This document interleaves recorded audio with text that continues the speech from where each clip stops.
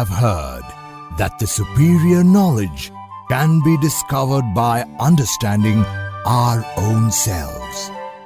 How can we discover ourselves? What are we made up of? What makes us work? You have explained to us about the need to find the superior knowledge inside each one of us. So could you please tell us how we can find this knowledge inside us? We need to understand that just as there exists an outer country where we live, so there exists an intimate psychological country. People are always aware of the city or region where they live. Unfortunately, they do not know the psychological place where they are. Just as in the physical world, there exist areas for decent and cultured people.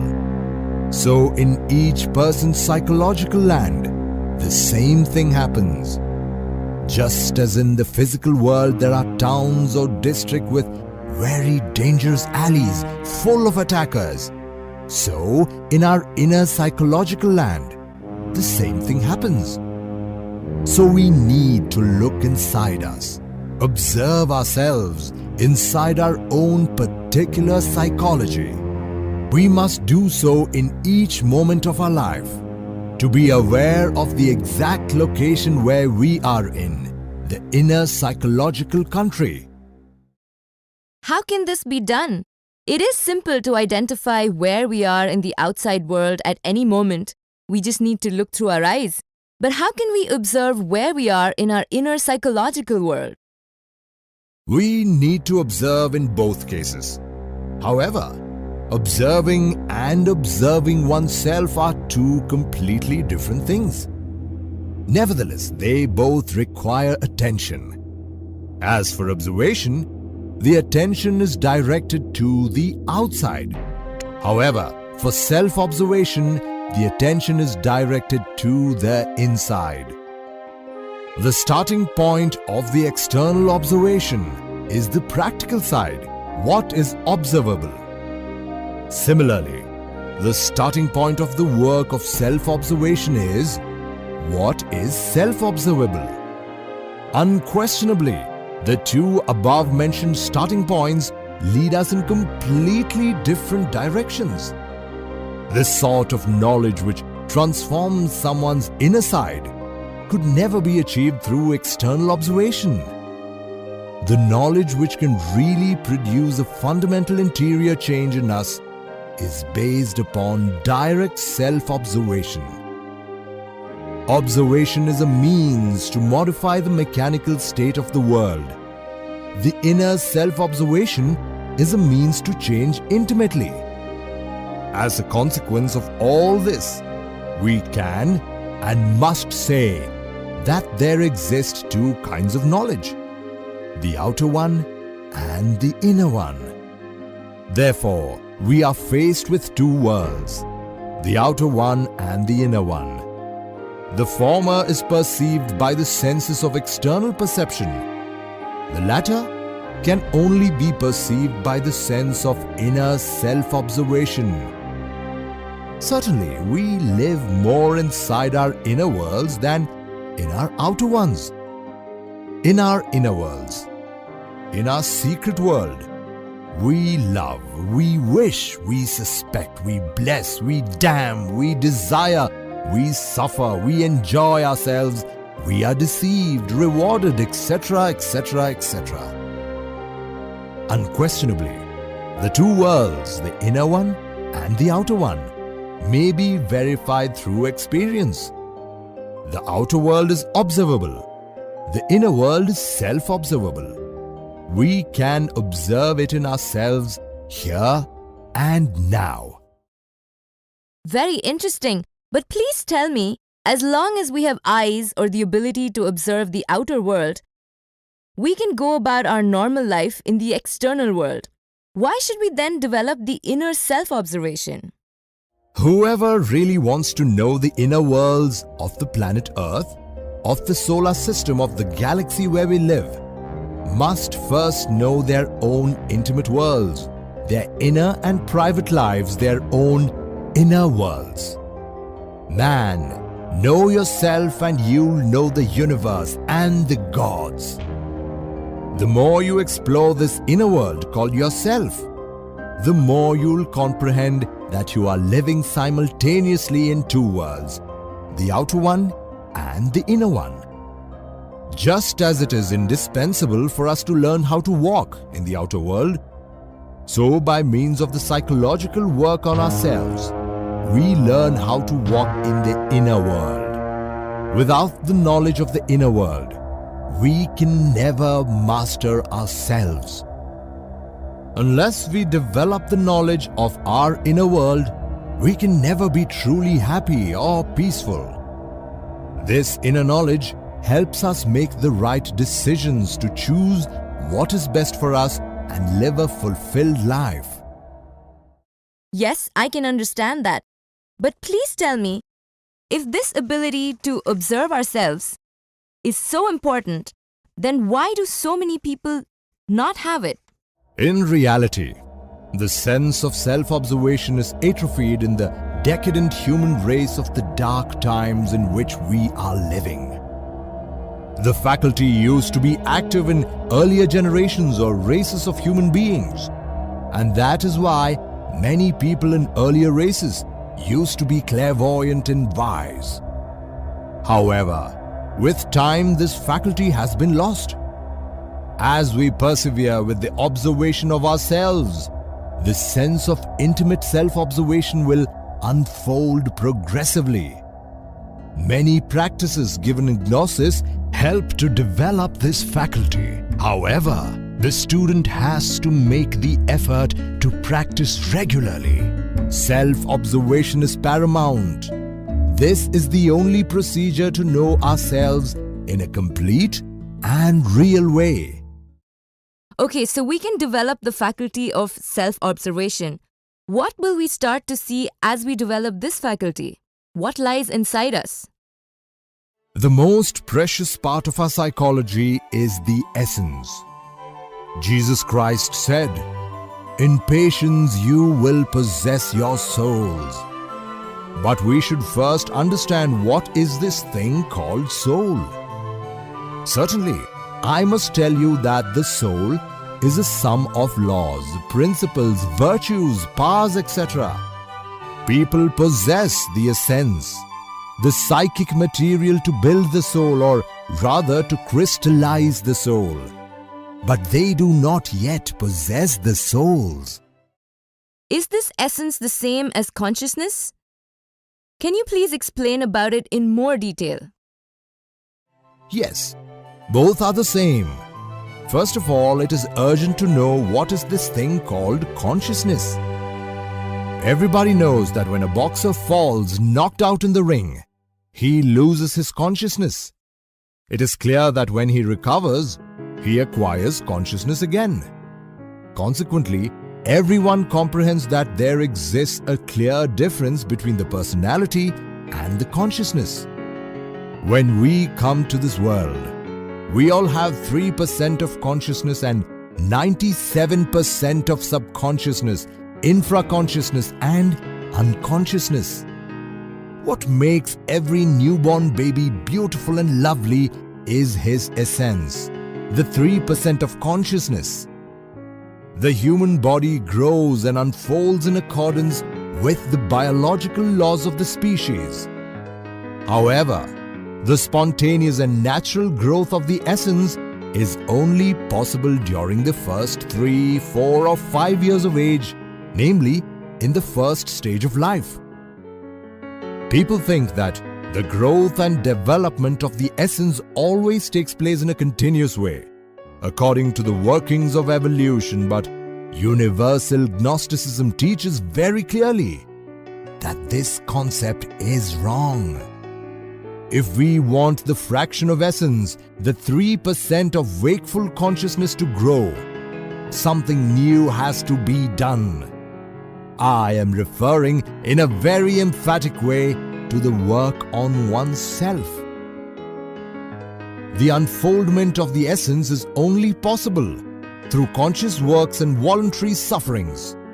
It is necessary to comprehend that these works have nothing to do with one's job.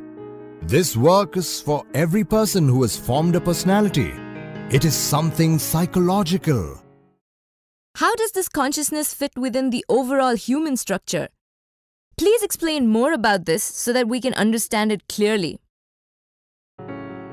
There are 7 types of energy within ourselves, which we must comprehend. First, mechanical energy.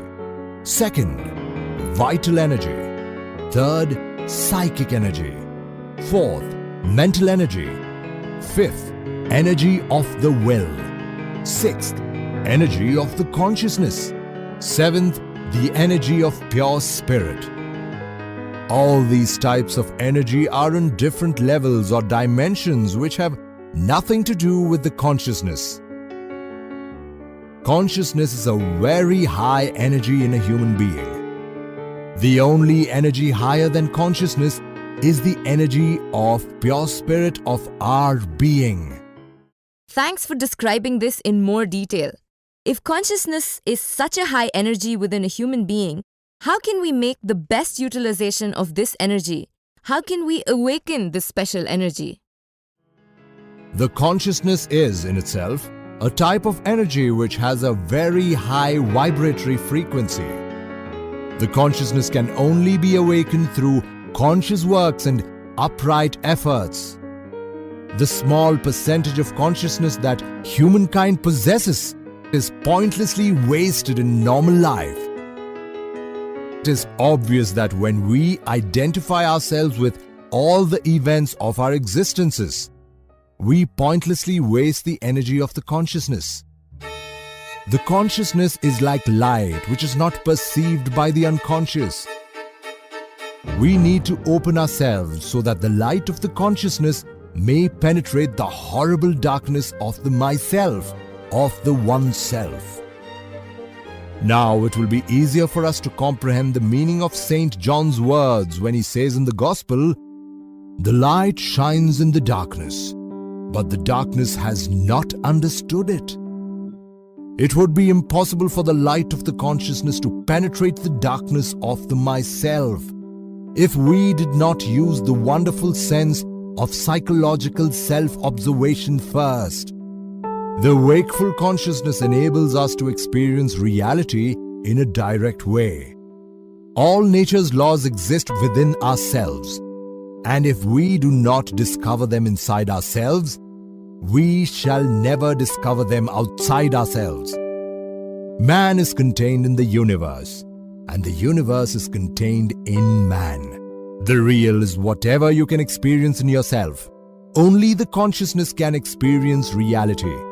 The language of the consciousness is symbolic, intimate, deeply meaningful, and only the awakened people can comprehend it. Whoever wants to awaken his consciousness must eliminate from his interior all the undesirable elements that make up the ego, the myself, in which the essence is bottled up. Dissolving the psychological I, disintegrating the undesirable elements is urgent, unpostponable, indispensable. This is the sense of the work on oneself. Nobody would be able to annihilate the psychological I without first eliminating the inhuman elements we bear within. We need to reduce to ashes the awful cruelty of these times. Unquestionably, when the psychological I has died, the essence shines in us. A free essence provides us with intimate beauty, and from such beauty, perfect happiness and true love come to be. Very interesting. However, before we understand this further, could you please tell us what is this ego, the I that you just mentioned? How is this responsible for creating all our problems? The rational mammal, mistakenly called man, does not really possess a definite individuality. Unquestionably, this lack of psychological unity in the humanoid is the cause of so many difficulties and sorrows. The physical body is a complete unity and works like an organic whole unless it is sick. But the inner life of the humanoid is in no way a psychological unity. The humanoid, in regard to his inner state, is a psychological multiplicity, a lot of eyes. The know-alls of this dark age do not want to realize that the superior eye or the inferior eye are two sections of the same pluralized eye. The so-called divine eye is certainly a trick of the myself, a sort of self-deceit. When the eye wants to continue existing here and in the beyond, it deceives itself with the false concept of an immortal, divine ego. None of us has an eye which is true, permanent, immutable. In fact, none of us has a true and authentic unity of being. In Oriental Tibet, the eyes are called psychic aggregates or simply values, either positive or negative ones. If we accept that each eye is a different person, we may say the following in an emphatic way. Inside each person who lives in the world, there exist many people. Some of them are good, others bad. Each of these eyes, each of these persons fights for supremacy. Each wants to be the exclusive controller. Some of our listeners still do not comprehend the doctrine of the many eyes. That is simply due to the lack of practice with self-observation. As one practices the interior self-observation, one discovers by oneself many people, many eyes which are living inside one's own personality. Undoubtedly, those who deny the doctrine of the many eyes have never observed themselves in a serious way. We can verify clearly that the rational humanoid is never the same for a long time. From a psychological point of view, the intellectual mammal is changing continuously. In fact, you do not need to be very wise to fully realize each person's countless changes and contradictions. Denying the doctrine of the many eyes means fooling ourselves. For in fact, it would be absurd to ignore the intimate contradictions each one of us possesses. The human personality is only a marionette controlled by invisible strings. The 7 demons which were driven out of Mary Magdalene's body by Jesus Christ: anger, greed, lust, envy, pride, laziness, and gluttony. Obviously, each of these 7 demons is at the head of a legion. If we reflect on all these matters, we may clearly see that the only dignified thing that we possess within is the essence. Unfortunately, it is bottled up among all those multiple eyes of the revolutionary psychology. It is regrettable that the essence always works or processes depending on its own bottling. This is so true. But how does this all work in different people? I mean, there are differences in the way these egos or eyes express in different people. How can you explain that? To answer this question, I have to explain to you about the personality. The personality is sheer energy in itself. Nobody is born with a personality.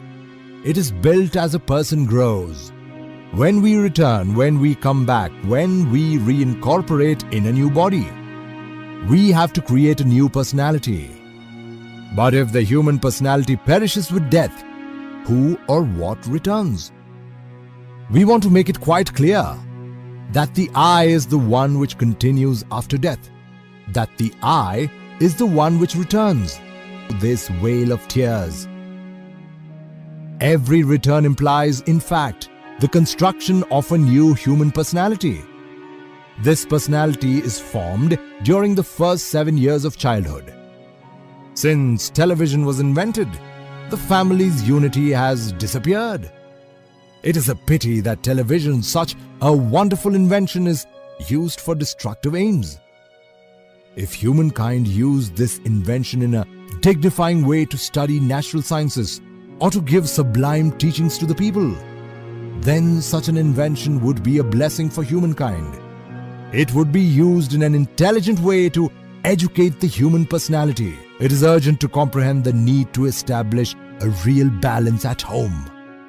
A father represents severity. A mother represents sweetness. A father personifies wisdom. A mother symbolizes love. Wisdom and love, severity and sweetness compensate each other on the two scales of the cosmic balance. During the first 3 or 4 years of life, only the beauty of the essence shows in the child. When the ego starts controlling the child's tender personality, all that beauty of the essence disappears little by little. And in its place, the psychological defects typical of human beings surface. So how important is it to have a balanced growth of this personality along with other characteristics of our psychology? The personality and the essence must be unfolded in a harmonious and balanced way. The harmonious unfoldment of both personality and the essence produces brilliant people.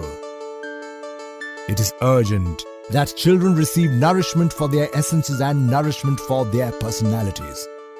Each of the 3 aspects of the human personality, thought, movement and emotion, must receive special attention so that the child's personality develops in a harmonious and balanced way.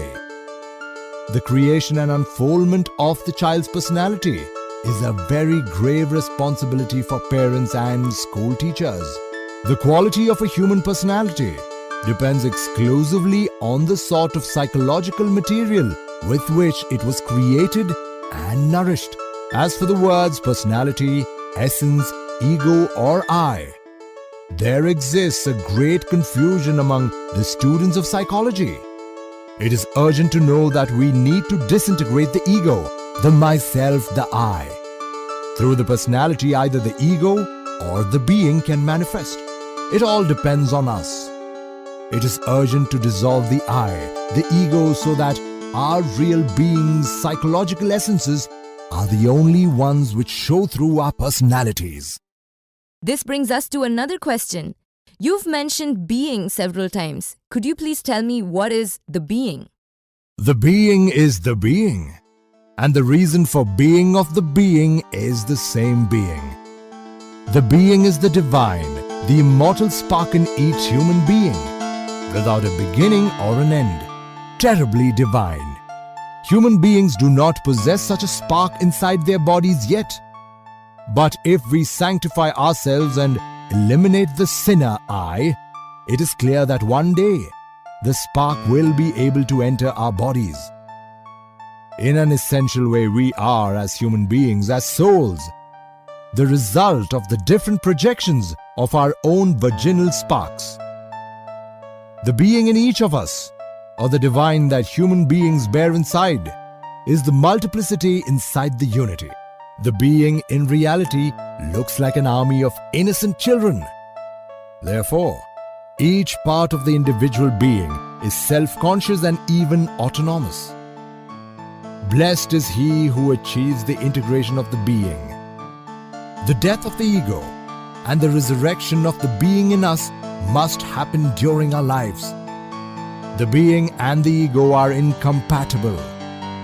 Finally, we want to say that there are 2 possible psychological states facing a definite Gnostic. A. The being state, which is transparent, crystalline, impersonal, real and true. B. The I's state, which is the sum of psychic aggregates, personifying defects whose reason to exist is ignorance.